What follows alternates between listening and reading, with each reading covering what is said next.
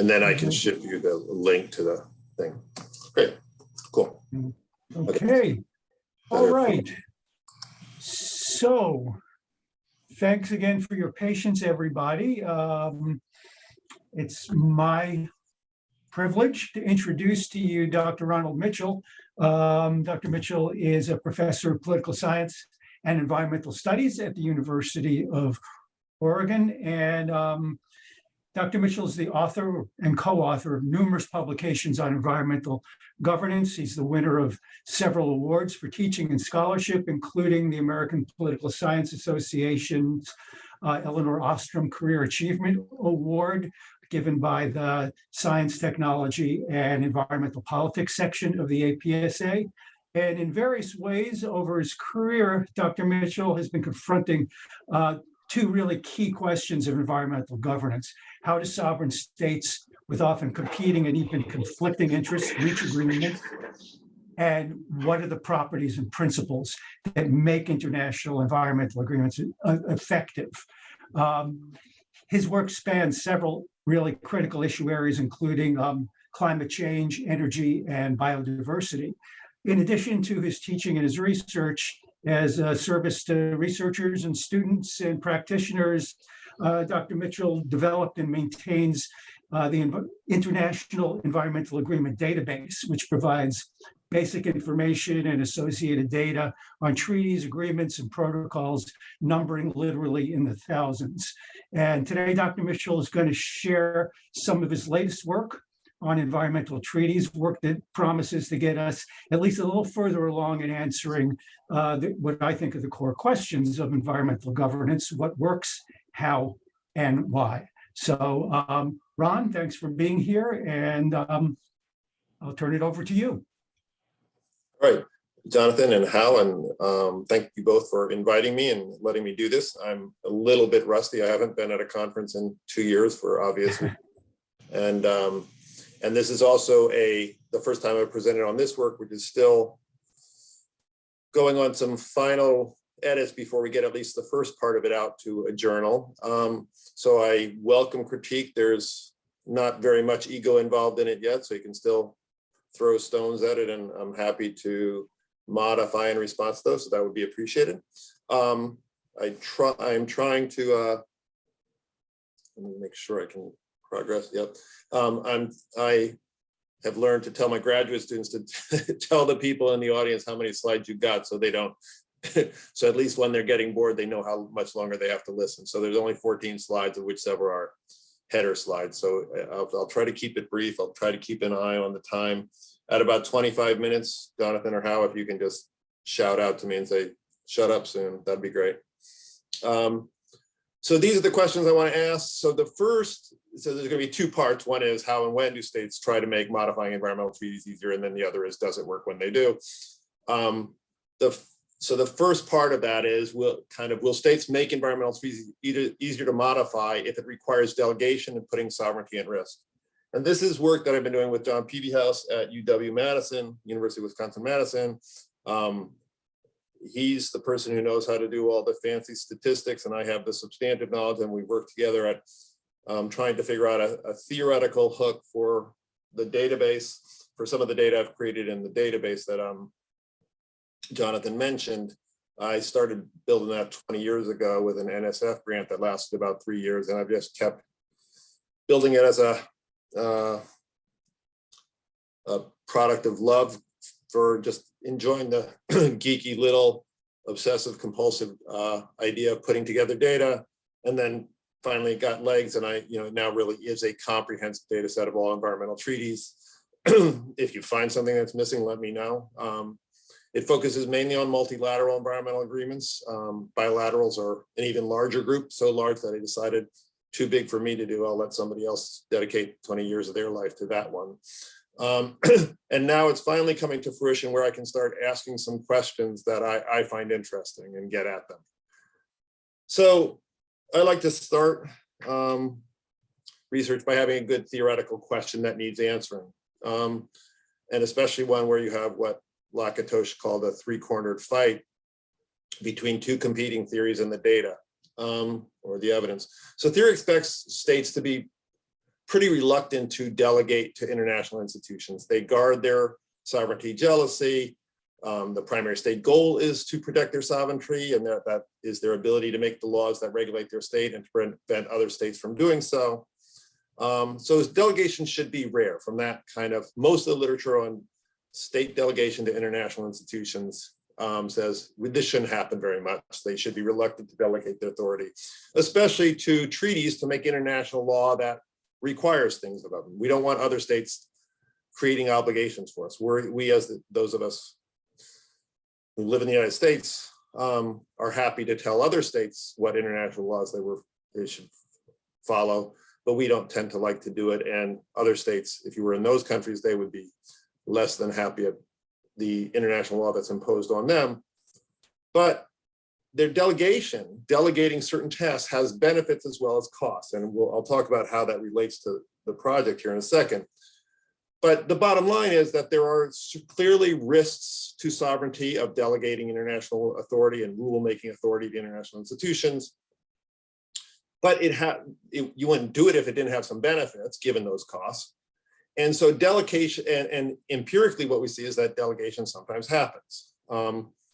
And specifically, the specific area I'm looking at is one form of delegation is when states sign a treaty, especially environmental treaties, things are going to change over time. It's called the problem of incomplete contracting, that we don't know everything that's going to happen. And so as things change, we're going to want to modify the treaty. Those of you familiar with the Montreal Protocol will know that there have been several major amendments. In fact, the Montreal Protocol was an amendment of sorts. It was a protocol from the Vienna Convention that didn't require very much to the Montreal Protocol, and then several amendments and adjustments to that protocol. The same thing has happened in climate change with the Kyoto Protocol, but also smaller amendments of that. And so when states negotiate these environmental treaties, they often include a clause about how will amendments work. And fundamentally, there's two types. The standard traditional Vienna Convention on the Law of Treaties way you do it is amendments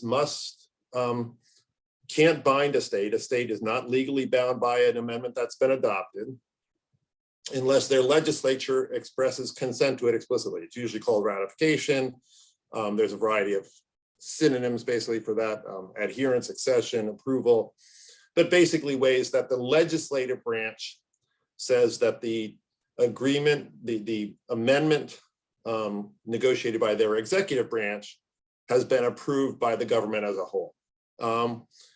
And state legislatures, so delegation theory says, well, state legislatures should rarely ratify such treaties. And perhaps never, because of the risk to sovereignty. But if we take into account that, well, executives wouldn't delegate themselves unless they thought there was an advantage to doing so.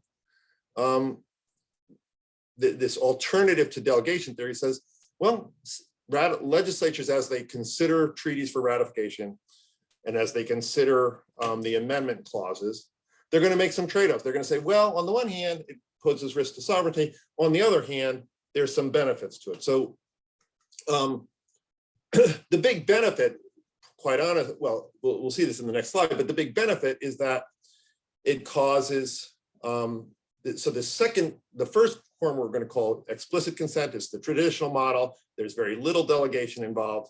And the alternative we'll call tacit acceptance. And it's essentially, you accept it by failing to object to it. So there's a lot of delegation involved there. In both cases, so if you're looking sort of horizontally across the slide, in both cases, the executives negotiate and adopt the amendments among themselves in the international institutions. So if you look at any, to take a typical case, the whaling case has adopted amendments to the whaling treaty since 1946, every year or two, and they change how many whales could be killed. And then in 1982, they said ban all commercial whaling. Those are amendments. And in fact, the whaling case is a case of tacit acceptance. Those amendments enter into force after a brief period during which legislatures can object. We can talk about the reasons for that, but there's a variety of reasons that certainly if you're going to make annual quotas on how many whales can be killed or how many fish can be killed or how many fur seals can be killed, you're going to want to make sure that those enter into force before the hunting season starts. So that's on the tacit acceptance side. The traditional way is that there's unlimited time for legislatures to ratify. There are certain treaties out there. I was just looking at the Comprehensive Test Ban Treaty this morning. It's been, being ratified for years, and it's got several more years because there's certain states that have to ratify it before it will enter into force. And amendments, there's an amendment to the Convention on International Trade in Endangered Species. Literally, the content of that amendment only is allowing the European Union to become a member. And it took 30 years to enter into force, and the United States has still not ratified that amendment. So, and on the traditional side, executives adopt the amendments. There's unlimited time for legislatures to ratify. The amendments only enter into force when legislatures ratify them, when enough legislators ratify them, and only for those states who do. And the outcome of that has been that amendment entry into force in these traditional treaties has been that some treaties amendments never enter into force. Some take decades to enter into force. Many enter into force only for a limited fraction of the member states. And the fact that non-ratification, if a state doesn't ratify a treaty, it could be that it doesn't ratify the amendment. It could be that the state doesn't like the amendment, but it also could be because they forget, they've got a busy docket, they have an insurrection that gets in the way of ratifying the amendment, etc. Legislatures traditionally spend a lot more time on domestic issues than on international issues, especially on small little amendments to small little environmental treaties. So essentially, a lot of amendments that executives have negotiated and that even states agree would be good fail to enter into force and take legal effect because of these things other than substantive opposition. Recognizing that, states developed this idea of tacit acceptance. It's essentially a nudge. If you've read Thaler and Sunstein's book, you'll know what I'm talking about. If not, you should read it. It's a fabulous piece on policy analysis. In those, executives still adopt the amendments, but instead of giving legislatures however long they want to take to ratify, to say yes, it gives them a brief period during which they can say no. And if they don't say no, the amendment enters into force on a specified date, and for all states except those few states that might object. And the outcome in those cases has been that these amendments adopted by these procedures they almost all enter into force. They almost always enter into force very promptly within 90 days, which is the usual objection period. They enter into force for almost all member states. And objections only reflect substantive opposition, because if you do nothing, if a legislature does nothing, they are essentially saying it's okay for that amendment to enter into force for us. And so what John Peevyhouse and I wanted to do was say, well, so the real issue is that the real decision point then for legislatures is the point at which they're ratifying the treaty, not the amendment. But when they're ratifying the treaty, that will allow amendments to be adopted by this second alternative tacit acceptance procedure over here on the right. And so what we generate three hypotheses. The first is to compare ratification rates between explicit consent and tacit MEAs. MEAs are multilateral environmental agreements. So I only look at multilateral, 3 countries or more environmental treaties. And the hypothesis, we basically have 2 alternative hypotheses. One says that if legislatures are, if the kind of delegation theory hypothesis that legislatures will tend to focus on delegatory risks to sovereignty, so they'll be less likely to ratify treaties. Okay. Maybe I'll open my. I'll turn on my. Is somebody talking to me or not? Or is that just somebody not on mute? Sounds like somebody not on mute. Please make sure you're muted. Yep. We're picking up across conversation. Ron, you might be able to mute them yourself. Yeah, maybe so. Oh yeah, I should be. Hold on, give me one second.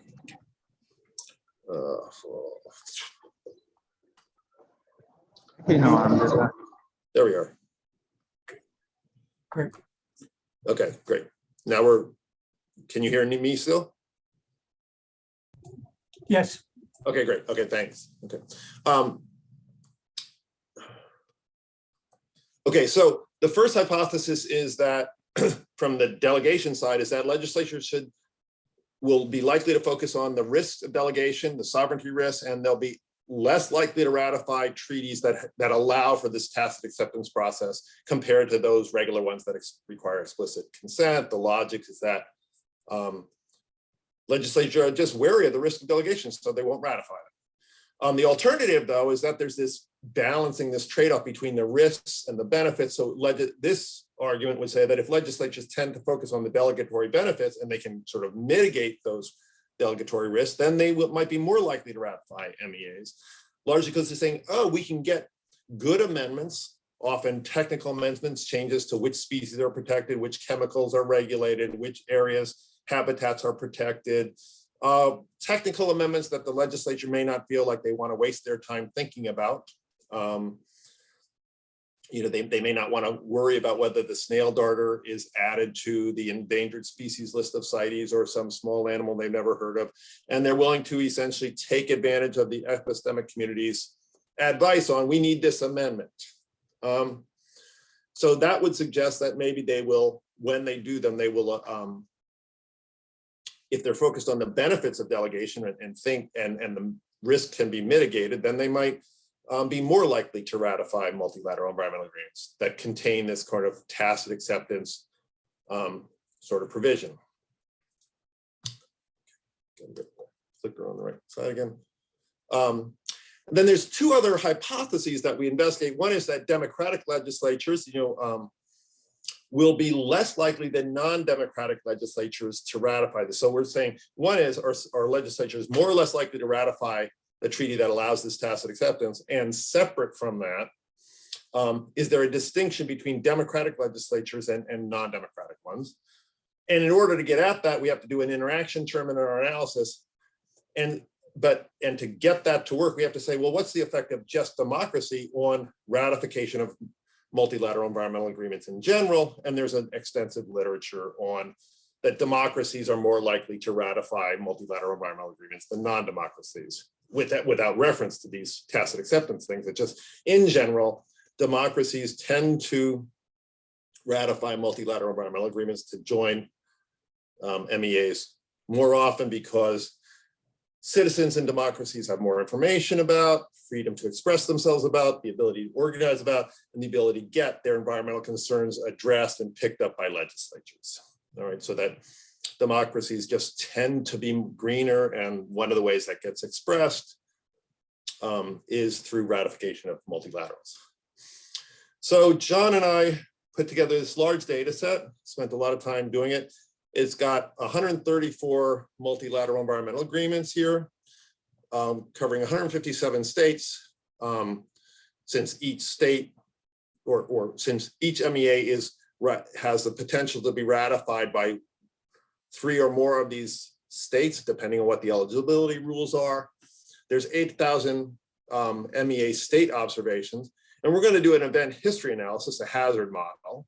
And the hazard is a state hasn't ratified at the beginning of the period. So the dependent variable is a 0 for all countries when the treaty is signed. And then we want to see when does it become it's a 0 for each year in the data set. It becomes a 1 when the state ratifies, and then that observation, that MEA state observation leaves the data set. Essentially, the hazard model, I presume many of you know about them, but they're basically how do we determine why somebody dies, why a country in political science, there's all, why why a member of parliament doesn't choose to run again, when they end their term, etc. So there's lots of hazard models of just saying when you have something that's a 0-1 dependent variable, but it changes over time and you want to capture it. What's the causes of why something that only happens once for this observation happens when it does? So that's event history analysis. We actually have 160,000 observations, MEA state years. That is, for each treaty, we have all the countries that are eligible to become a member, and they, over the 15-year period that we look at, each of those MEA states You start with the first year and you say, did they ratify in the year after the treaty was signed? Did they ratify in this second year after, et cetera? The coefficients on the estimates are the average likelihood that a state ratifies a multilateral treaty environmental agreement in period T, given that it had not ratified it yet, that it had not ratified it in any prior period. Positive coefficients mean greater likelihood of ratifying. I get a little uncomfortable here because I don't know this literature very well. John Peavyhouse knows it 100 times better than I do. So me and John are flying the plane together, but largely he's got his hands on the trainer's joystick and stuff to make sure the plane doesn't crash. And I'm the one making it crash. Here are our results though. So if we take, this is just the regression results. I don't like all the ones with this standard errors and all that stuff. So all I'm trying to say is, here's our ballpark. The variables we're including in our model in this hazard, event history analysis model, and their coefficients. And so the first is just, if we just compare across all of them, since we're going to have to look at this interaction term, but across all of them, we have what our findings are very statistically significant and robust to a lot of different specifications. But we find that non-democracies are more likely to ratify multilaterals that include tacit acceptance provisions than democracies are. So the first is saying, if we're just, non-democracies, just comparing among so that first one is just looking at non-democracies. Non-democracies are coded as 0. Non-democracies, if you just looked at them, if you only looked at that subset of cases of non-democracies, they are more likely to ratify MEAs with tacit acceptance procedures. They just are, they ratify multilateral agreements that have TAPs more often than those that do not.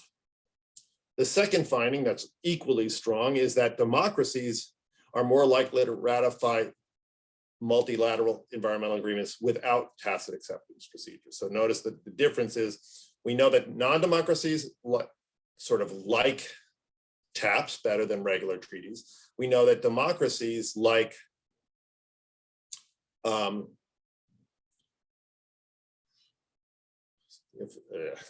again, I want to go slowly here, that this coefficient is when tacit acceptance procedures are 0. So this is the part without the interaction term. So yes, so democracies are more likely to ratify multilaterals if they don't have tacit acceptance procedures than those. Democracies are more likely to ratify MEAs without TAPs than non-democracies. And then the interaction term is that democracies are less likely to ratify MEAs with TAPs than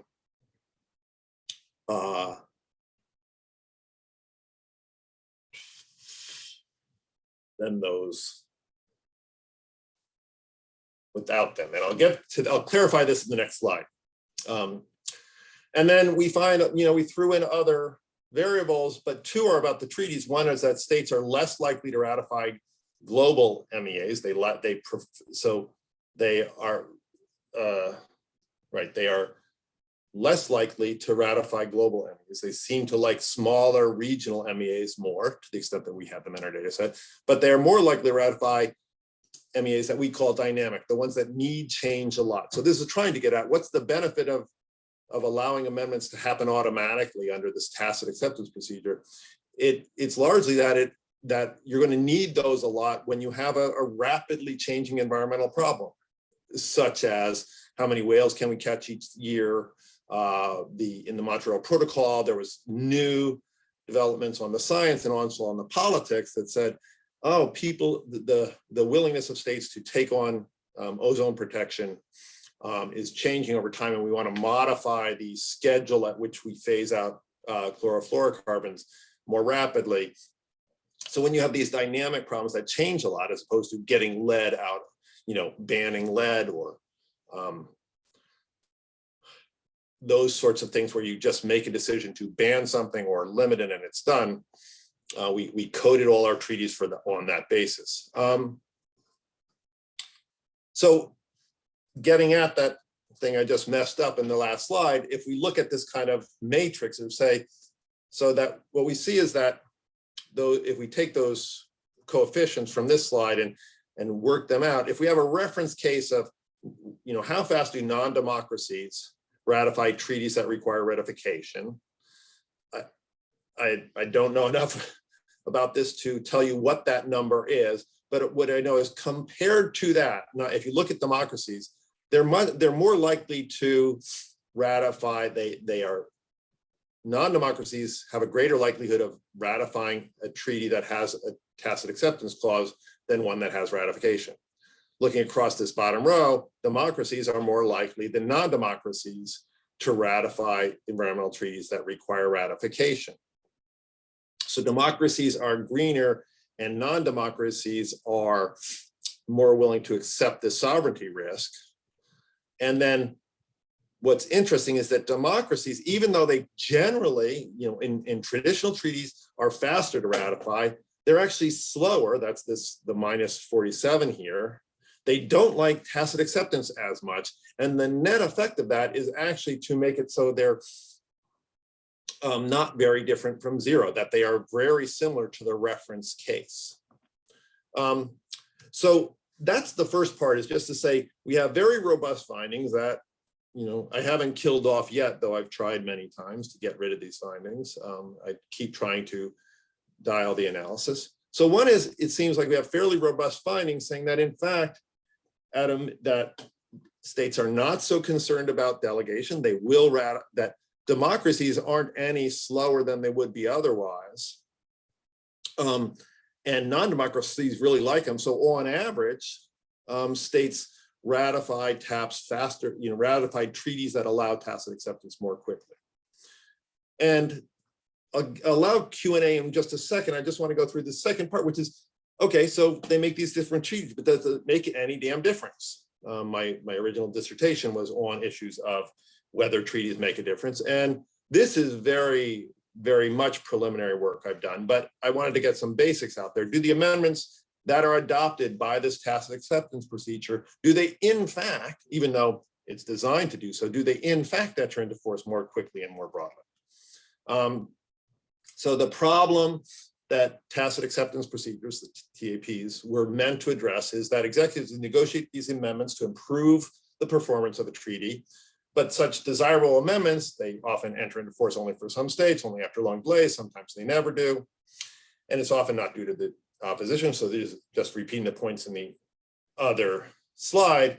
And so it's time for a nudge. According to, Thaler and Sunstein don't talk about this point, but in their terminology. So we want to change the decision architecture so that legislative inaction, if a legislature fails to act, it will be interpreted as the state accepting the entry into force of the new treaty obligations in the amendment rather than its rejection. Again, if you don't know about nudges, it's why you're still paying Netflix every month, even though you don't ever use it anymore. So nudges are just a way of saying, what happens if you do nothing? If you do nothing, you pay Netflix $12 a month or whatever it is these days. If you do nothing, you do not pay your local restaurant every month.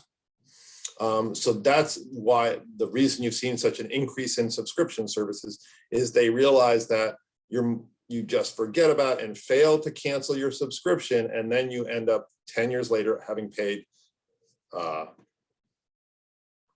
Netflix $3,000, $4,000, $5,000. So the question is, do they work in this international setting where states are very jealously guarding their sovereignty?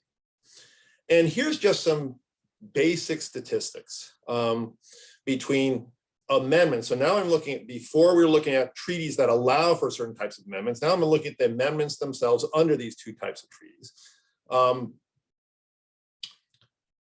The first is they make amendments, more amendments happen. The the treaties that allow tacit acceptance are only a quarter of all the treaties. 3/4 of them require ratification and 1/4 allow tacit acceptance.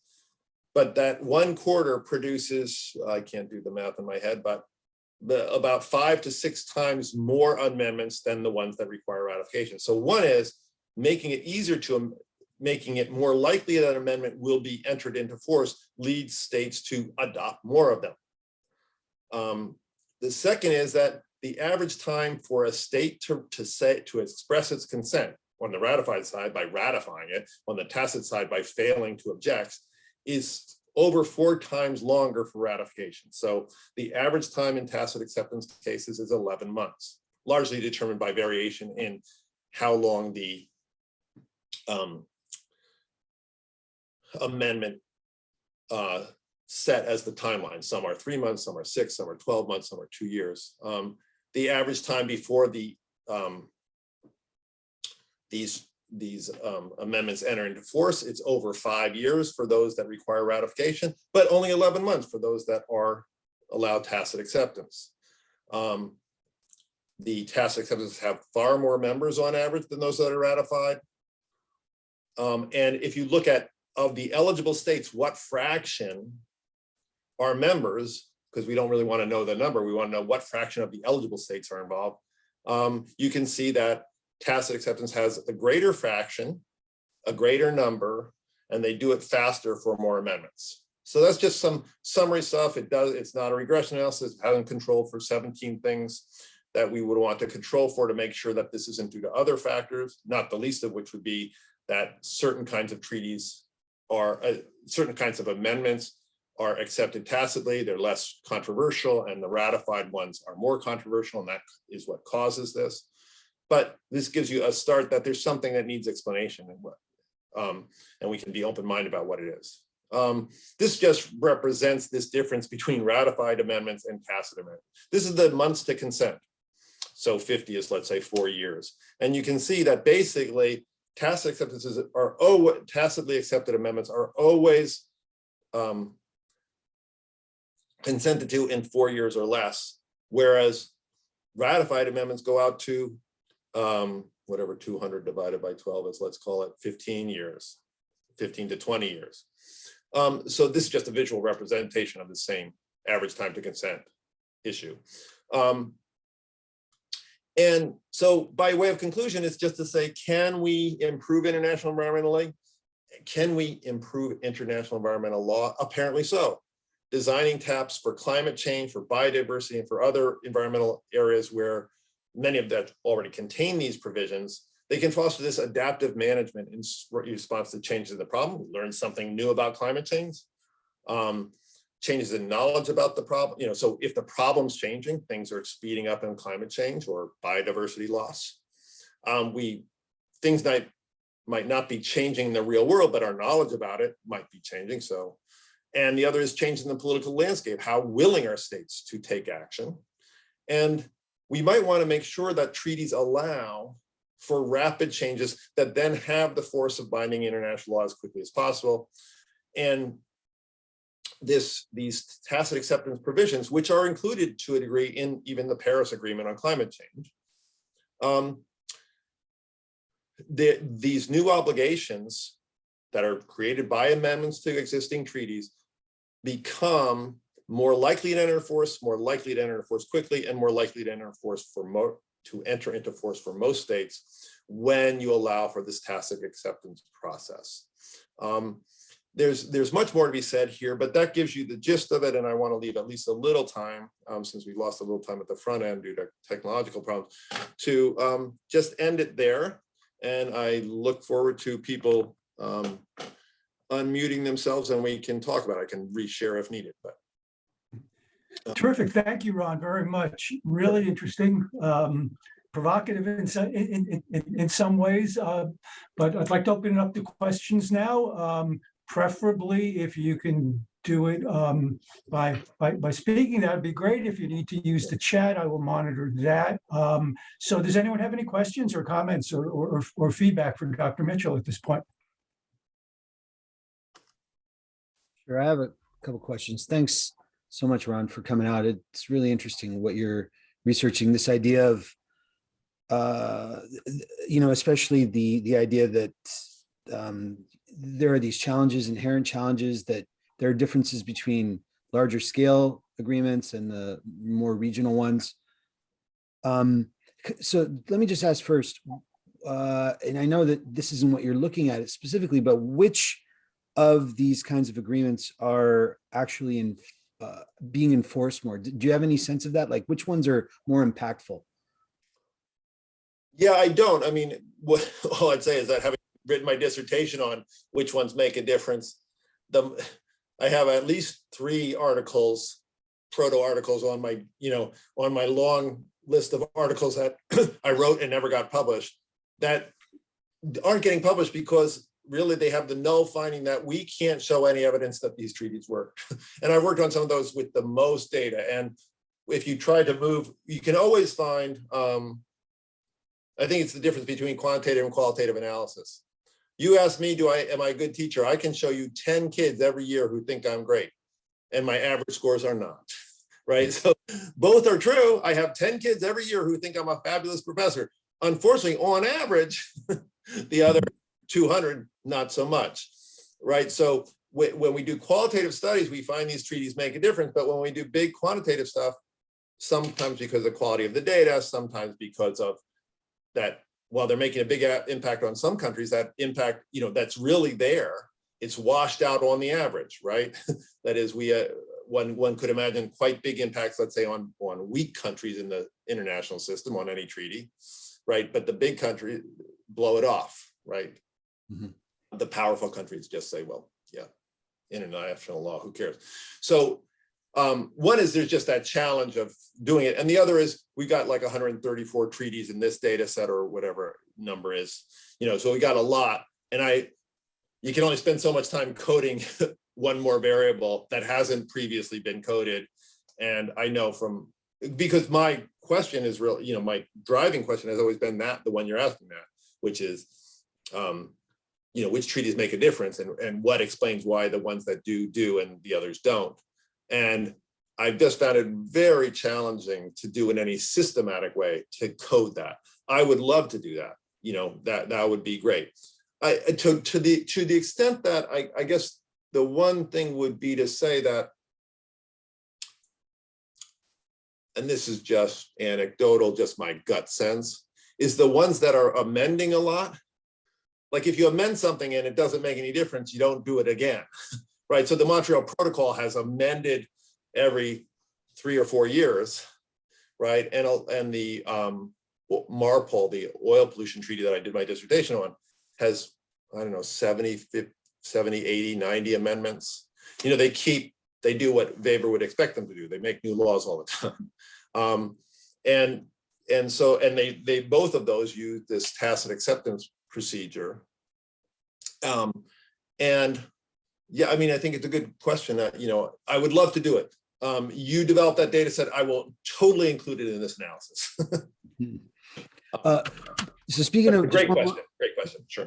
Thanks. Just one more quick question, and it gets to that issue of coding another variable or adding another variable. Have you, I mean, these are all environmental agreements, but have you considered different focuses for the agreement and differentiating between whether it's about water or oil or air or waste or something like that? And what might we expect if you haven't done that? Yeah, no, I do. I mean, partly what we try to do is, rather than that dynamic one tries to get at that. So the way we developed that dynamic variable was, what we tried to do is, I just said, okay, let's think of, I have a pretty rough and ready 8-category coding of the subject matter of a treaty that I've done. And then I said, well, let's think about, of those that there are out there, right, which ones are dynamic in the sense of that you're going to need, in advance, you're going to need to modify them a lot. So any fishery treaty, you're going to have to modify and add new quotas every year, right? Same with most wildlife hunting treaties, right? Habitat, perhaps less so, right? Chemical. So we made some really broad brush took all those 8 categories and boiled them down into 2 or 3, into 2 ones that you can make a decision and go with it and let it ride, right? And others where, no, you're gonna have to be doing some adaptive management on the side, right? And that was our rough and ready way to do it. And I'm actually somewhat surprised that it comes out as statistically significant. Given the quality of my coding, I was surprised it showed up at all. But all these are definitely improvements. And this is one of those things of, well, we'll write it, see if we can get it done, and if you're the reviewer, well, we'll have to go back and do that. So, I mean, it's a great thing to do. I would, in the perfect world, as I tell my grad students, tell me what, if God was listening, what kind of data would you ask her for? But you have to be really specific, and you're asking the right question. And then the question is, yeah, but God's not providing that data because she doesn't even have it. So I've got to do it on my own. So great questions. So those are definitely ways I should improve it. Others? Other questions, please. Anyone? Because I would be happy to ask one if no one else has anything else yet. Okay, yeah, Ron. To kind of switch to a more normative perspective on what you're talking about, I find myself very conflicted by your findings. I find them convincing, but the idea that a multilateral environmental agreement is more effective and that it's more flexible and responsive to changing conditions. It's based on the design principles most attractive to non-democratic regimes is in some ways a little disconcerting. And I'll admit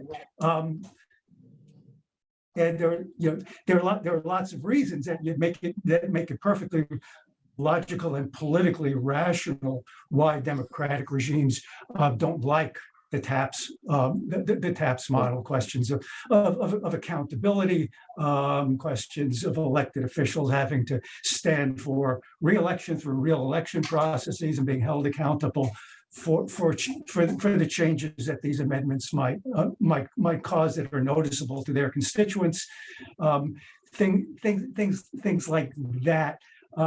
So I guess it's more at this point a comment than a question, but I'd be interested in your reaction to it. Yeah, well, actually, it has been a question because one of the fun things about research is you find things that don't make sense, right? That's when it's interesting. It's more likely to get published if you can find things you do expect, but it's more interesting when you find things you don't.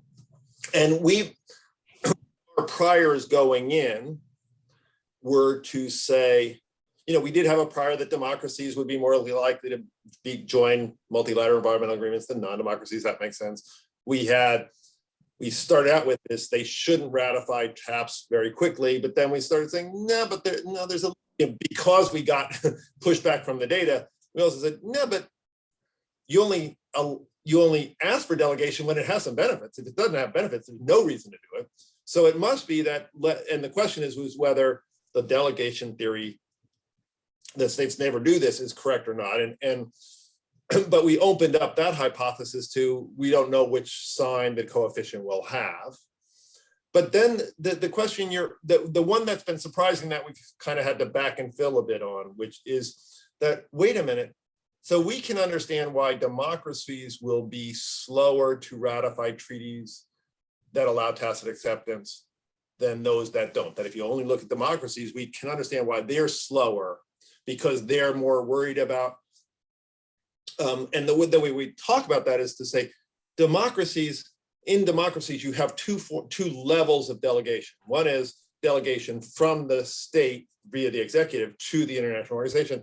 And then you also have delegation from the legislature to the executive, right? So Congress, well, the Senate in the US, but parliaments, and it might be a little less true in parliamentary systems, at least in the US, you can say the Senate has two things at stake when they allow this tacit acceptance process to happen. One is that the international organization is going to pass new rules that the Senate doesn't like. and they'll be asleep at the wheel, and then all of a sudden we'll be bound by a law that we didn't want to be bound by. They are also delegating to the executive to amend these things, and the executive is going to have all the power of negotiating the content, knowing what happened, and knowing that the legislature is going to have a hard time passing a law objecting to amendment they don't like in 90 days. Mm-hmm. They are giving power to the executive. And so we can see why democracies might be slow to do so. And that's that counteraction. They're slower to ratify tacit acceptance procedures, even though they're more likely to ratify multilateral environmental agreements in the first place. That kind of nets out. But for the non-democracies, we're trying to talk ourselves into believing the following fact, which is to say, like, how do we explain the fact that non-democracies do it faster? And I think you say that in a non-democracy, the legislative branch their interests do not diverge from those of the executive, right? That's what the non-democracy, the legislature is just rubber stamping. So then the first order is to say, well, then it shouldn't make any damn difference. The legislature is going to rubber stamp any treaty the executive sends to them. Then why might they prefer one in which that brings these laws into these new amendments into force more quickly? And we really, now this is the point at smoke and mirrors. I don't know why, but trying to make something up is to say, it may be the case that there's no risk to them. The executive has already decided sovereignty risks are small, and that if it gets some things off their plate, that if they don't have to vote on these legislative, if they don't have to ratify treaties, it just gets some work off their list. But we're really kind of a little bit trying to sort out what would be the logic for why non-democracies would be more likely to join these treaties that allow for tacit acceptance. Another one that's we're batting around is the idea that if they make it more like, so let's imagine an executive likes the amendment. Then if they like the amendment, they like the amendment presumably not so much because it binds themselves, but because it binds other countries. Mm-hmm. Tacit acceptance things are much more likely to bind other countries, right? That's that higher percentage and higher number of other countries that are bound by the tacit acceptance things. So it might be the case that legislatures in line with their executives say, we like this because it means that this agreement that our executive likes will come into force more quickly, and that's a good thing because it binds other states. Yeah. I would be very open to the insightful theory that explains why that we have this finding, because that's the one we're having the most trouble fitting into some logic that we understand. Mm-hmm. Yeah. And I think you're getting to it, and I think it really makes sense, because democratic or non-democratic states, ultimately getting back to the issue of sovereignty, have a huge range of discretion as to whether they actually change their behavior based on these amendments. Right. So that's a good point. So that you would non-democracies would particularly like to bind other states because they don't have to worry about being bound, because they'll do anything they damn well please when the time comes. Right. Okay, very good. Very nice. Yeah, great. Other questions or comments? Anyone? Because we have a few more minutes left, and I have no problem engaging Dr. Mitchell for the remaining time and more so. But anyone would like to take the opportunity for a question or a comment? I just wondering, how to define the democratic countries, or states, and the non-democratic states in the model. Yeah, we were using now there's a VDEM data set, and this is kind of John Peavyhouse's wheelhouse. There's two data sets we use. One is VDEM, their V2X polyarchy variable. Again, I don't know as much about that as I should. And the other we've used is Polity's democracy metrics. And we're using them over time. Again, in event history analysis, it's a time varying variable, although it doesn't vary much, right? That is, Sweden has been a stable democracy for decades. So we're just using other people's data on that. So we're not coding that at all. I mean, we would not be so bold. So we're using fairly standard variables for those things. And we're then making them binary based on, in the way that most scholars do that. That's largely how. But that's kind of not my wheelhouse, not my bailiwick. Okay, so which means in the political science field, these democratic states has a consistent definition for all the countries. So which one is the democratic states and I mean, yeah, that they're coded using a code book, that when do, that so that, you can look at, countries like Chile or Peru that have come and gone in the democratic space, right? That have been more democratic or less democratic over time. And, I can't vouch for the quality of them, but they certainly, they have a lot of these data sets, the polity data sets have been set up and revised and improved and done intercodal reliability to try to get a fairly reliable metric of it using very consistent rules. The rules are consistent, their application by graduate students, perhaps less so. But that's what we're relying on in this sense. And they're used by a lot of scholars who vouch for them, Again, I always, when people started out questioning data, I always think about GDP data. GDP data is not accurate either. We all believe it's accurate, but GDP data, GDP no longer, most of, or a big fraction of clothes washing used to be in GDP data because people would get their clothes washed at the dry cleaners, right? Or they'd have somebody else do their laundry. When they do it at home, it's not in GDP. When they pay somebody else to do it, it is in GDP. So the more we use barter systems like next door, right? Where there's a lot of stuff going on under the table now that didn't used to be going on under the table. And that's affecting GDP in ways but we're all happy to say GDP is always constant and it measures the whole economy. No. And we know that it measures far less of the economy in Russia where there's much more barter than in the United States. So it's just to say that, it's not to say we shouldn't use it. It's just to say, let's be honest about how accurate, that is, it's accurate data about what it measures, but does it measure what we really care about, which is the size of the economy in a system where they don't trust the government and taxes are high. You're going to have a lot of people doing barter and stuff under the table.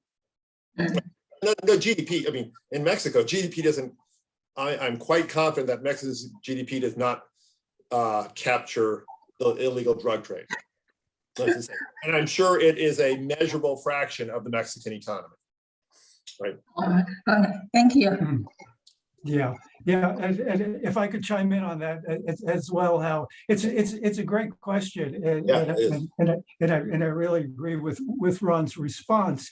And most political scientists who do this kind of work will rely on Polity or Freedom House, which are these multidimensional indices that rank countries in terms of how democratic they are. But it doesn't really tell you how democratic they are in the decision-making and administrative processes related to the kinds of international agreements that Ron's looking at.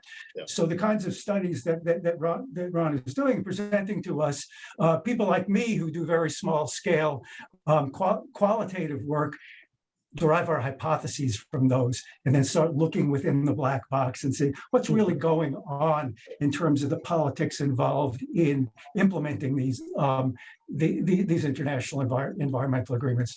Are those democratic in nature as well? Yeah, and just to pile on what Jonathan's saying, one of the things I like to teach graduate students is the difference between quantitative and qualitative analysis. Quantitative analysis tells you why that two things go together. Qualitative analysis tells you why, right? So that quantitative analysis was right about smoking and cancer, but it didn't tell you why. And that that we really believe it when you start taking tar and nicotine from a cigarette and put it next to a cell and watch the cell mutate. That's the right. I mean, the correlation is actually, I mean, if you look at the correlation of smoking and cancer, it's a pretty interesting correlation because it's a 20-year lag, right? I don't know, smoking lung cancer, that doesn't happen. I have to be doing it for 20 years, 2 packs a day, and then I die. Really strong correlation. And if you look at the graphs, it shows, you can see the increase in cigarette smoking in the US and the increase and then decrease in deaths, but it's lagged by about 20 years. And that just says, there's a lot of things that lag 20 years. Like we all go gray after 20 years, but we do want to know the process, what causes that correlation, right? So I think that like what Jonathan's doing is exactly right. You take the quantitative stuff to say, is there a pattern? And then why does that pattern exist? What's the process? What's the causal mechanism? And that the two together is what convinces us. If I see a correlation and I can't explain it to you, then I got nothing, right? So. Yeah. Great. Looks like we're about at the end of our allotted time. Any last words?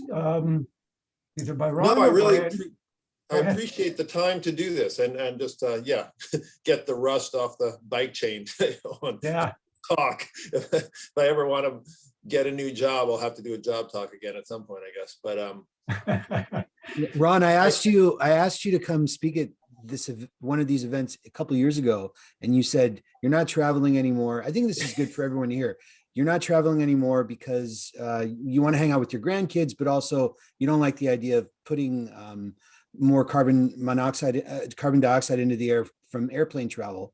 And look at this, you're here. So this is what a great outcome. Thank you for coming. Yeah, and actually, I will say that on the plus side, while I live in Portland and drive 100 miles each way to work, emitting CO2 to teach about climate change, I will say just that the only small part you missed is not my grandkids. I have kids. They're only 17.